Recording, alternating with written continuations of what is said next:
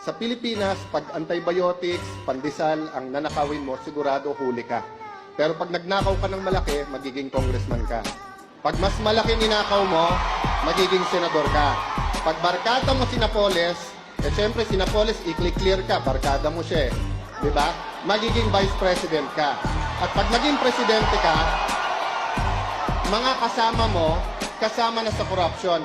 You go to the LTO, kumuha ka ng lisensya, corruption. You bumili ka ng bahay, sa taxes, corruption.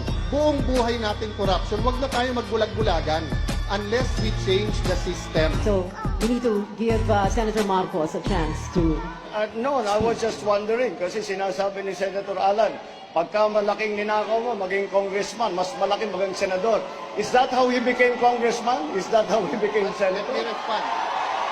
That's not how I became congressman. It's not how I became senator. Well, mga kababayan, alam kong sa Europe nag-aral si Senator Bongbong kahit peke yung diploma.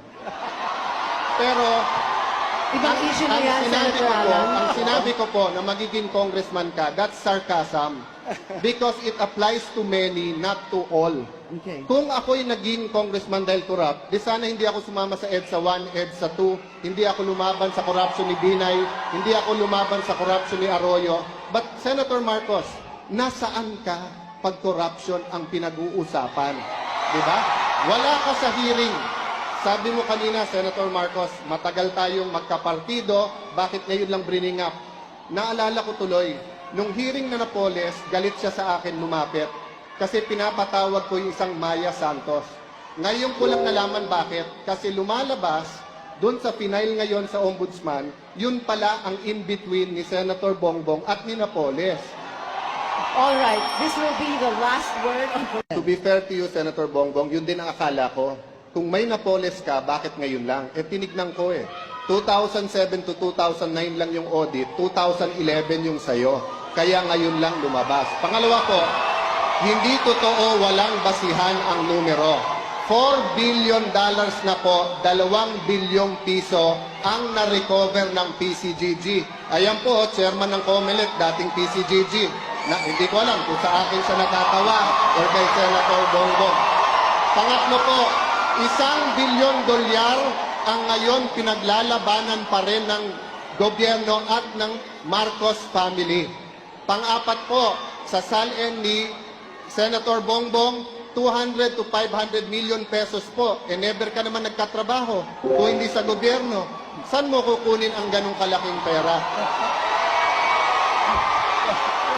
Meron po tayong kasama dito na pag yung ibang hearings nawawala. Kasi mga kaibigan ang nandun. Pag Coco Levy, nawawala. Pero nagulat po ako, mga kababayan.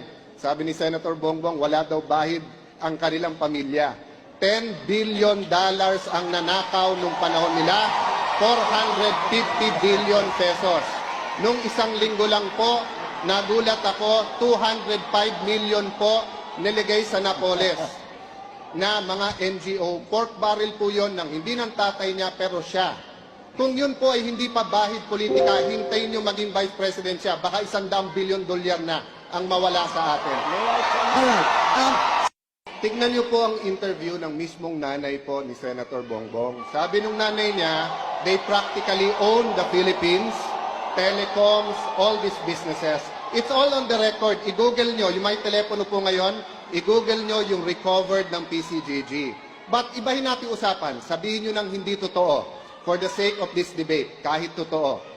Anong hearing sa corruption nakita nyo nag-appear ang isang Bongbong Marcos?